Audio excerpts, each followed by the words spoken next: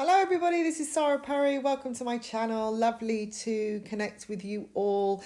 Hello, newbies. Hello, old bees. Hello, everyone. If you do feel the need and you haven't already done so, please do like, share, and subscribe. And if you would like a private reading, then go on down to the website www.saraperry.me. Now, this is a fascinating day of opportunities. I feel like something could arise when you least expect it. I feel like this is a doorway in itself today, something that could be just a whole new outlook altogether. I feel like that people will be feeling much more enterprising, want to be seeing things differently. It's like waking up first thing it's like you're seeing a new day. Maybe you feel like suddenly we're in the season for giving, or suddenly this is the day of opportunities, and everything's going to be fruitful. I do see doors opening. It's like, but the more that you are open to new perspective and flexibility, the more that you look after yourself and you love yourself and you take time for yourself, the more doors will follow that are open. And I'm seeing one doorway particularly to freedom, a sense of abundance, more balance. I feel like justice could come in at any point today. Saying that, there are some that will be carrying some responsibility or will realise what a connection with somebody or a situation around a relationship is holding you back or is blocking you.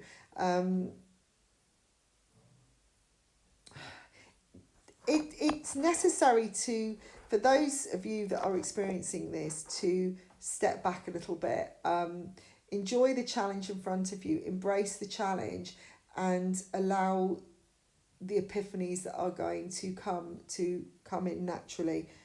There is a new direction here, an opportunity to change the way you do things completely. And like I said, this is a doorways opening. Somebody could say something that just triggers your imagination, and you think, hey, this is an opportunity to talk about this now.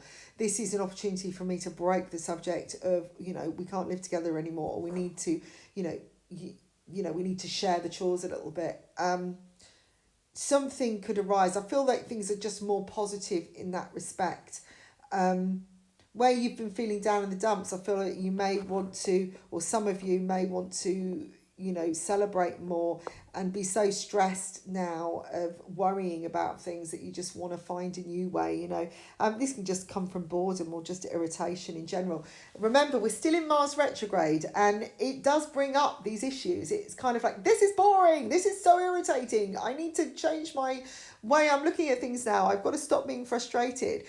This would be a good opportunity, a day, to connect with somebody and talk face to face if you can, and to trust your skills, that you can change things up. I feel like if you go in with this open, positive way, you get excited about it, you think, you know what, this is going to be the day of change. This is going to be the day that I'm going to start celebrating my life. I'm going to turn things around. I feel you will.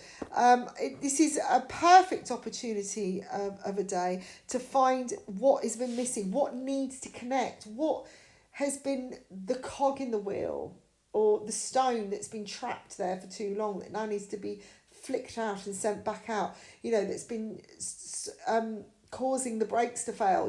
What has been going on here? So perfect opportunity to have the discussion. Maybe someone is just in town that you can finally meet up, you can have a coffee, or you just walk into this person, you can discuss it, or you just wake up and say, I'm going to face this now, I'm going to call them, we're going to discuss it, or it's just the sun is shining and it feels just like the best way forwards.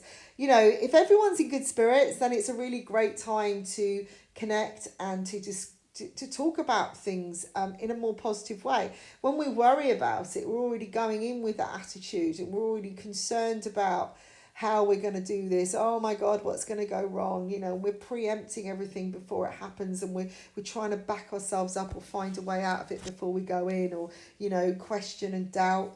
How many times have I spoken to people and they've said to me, well, I know this will happen, I'm sure they'll turn around and say that. And I'm like, but have you actually asked them? I get asked so many times how someone feels about them. and they've known the person for years, and they've never asked them. I have this regular conversation with somebody who is constantly upset about the way things are, and I give the guidance the same time every time. Talk to them, tell them how you feel, explain what's going on, explain how you feel. If you're unable to do that and you're still missing out on this wonderful relationship, that's why, because you can't communicate. That is the most important thing in connecting with somebody, is living with somebody, is communication. And if you can't do it by speaking, then do it by action. Do it in a different way. Some people need to have things written down. Some people need things spoken very clearly. Some of us have hearing difficulties where if it's done on a high level, we can't hear it, or it's on a, you need to keep things lower, on a lower tone and slower, so this person can understand. Sometimes you have to be sitting at the right level for an eye line so they can see you fully. Some people are more visual. Again, leading by example works. Sometimes people react better when you leave them alone. There's ways of communication. If you can find that connection, if you're really meant to be with the person, you really get on with them, there's got to be something. There's got to be a way forwards. There's always a way of teaching someone. If something can be learned, it can be learned, right? If something can be done, we can learn it. Unless we have a physical disability that prevents us from doing it, literally restricts us from doing it. But then there's a way of learning it in a fashion. You can still learn the information. We can all learn how to do something. Whether we can actually put it into action, it could be a different thing. Again, if there's a physical disability. Even with people that have learning disabilities, have a way of learning.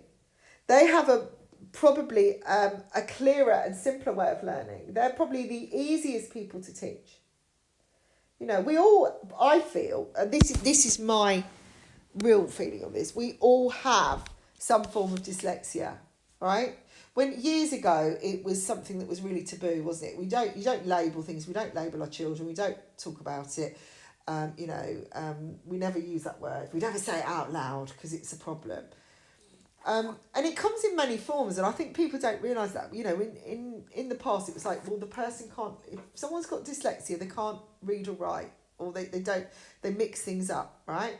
Well, there are people with dyslexia who have in different formats. Now, I realised a long time when I was teaching that when I was dancing, when I was, working as a performer, I had to learn it. I used to find things more complicated of picking up. I realised that I used to copy to learn, or I used to copy, but to learn it, I had to understand the exact technique of it. I had to know all the ins and outs. So if my foot was going to step to the right, I had to know at what angle the foot was going to be.